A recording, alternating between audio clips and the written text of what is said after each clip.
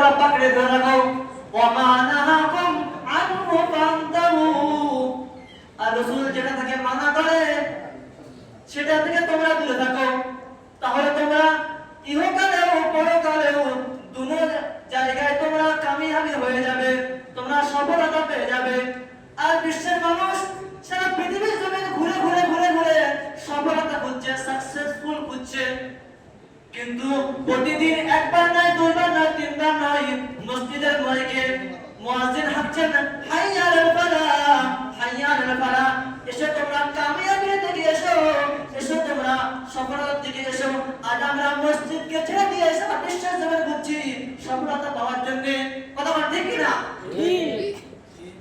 তাই আমার নওজোয়ান ভাইরা, যদি আমরা সফলতা পেতে চাই আমাদেরকে সর্বপ্রথম হুজুর সাল্লাল্লাহু আলাইহি ওয়াসাল্লামের ওই কথাগুলো মানতে হবে যেগুলো রাসূল হুকুম দিয়েছেন, আর ওই কথা থেকে দূরে থাকতে হবে যে কাজ থেকে রাসূল আমাদেরকে দূরে থাকতে বলেছেন। ছোট্ট একটি মিসাল দিয়ে আপনাদের বোঝাই। রাসূলুল্লাহ সাল্লাল্লাহু আলাইহি ওয়াসাল্লাম ঘোষণা করেন, আস-সালাতু ইমাদুদ্দিন, নামাজ দিনের একটি খুঁটি। যেমন একটি ঘর কয়েকটি খুঁটি ছাড়া থাকতে পারে না, এমনই ভাবে এই নামাজ দিনের খুঁটি। এই দিনকে যদি আমরা বাঁচিয়ে রাখতে চাই তাহলে আমাদের জীবনের মধ্যে দিন আনতে গেলে ওই নামাজকে বেশি বেশি পড়তে হবে, তাহলে আমাদের জীবনের মধ্যে নামাজ কায়েম হয়ে যাবে।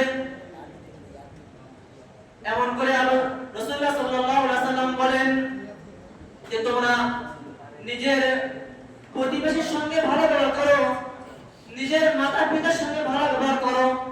যদি তোমরা নিজের মাতা পিতার সঙ্গে ভালো ব্যবহার করো তাহলে তোমরা ইহকালেও জান্নাতি, ইহকালেও তোমরা কামিয়াবি, আর পরকালেও জান্নাতি, আর পরকালেও কামিয়াবি। আমরা সকলেই কি করব?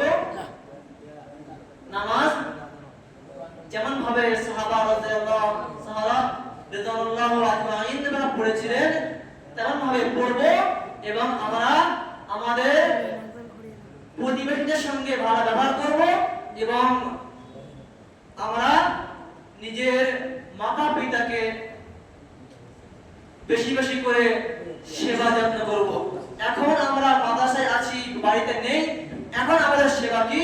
এখন আমাদের সেবা হলো তাদের সঙ্গে ফোন করে ভালো মুখে মিষ্টি ভাষায় কথা বলা।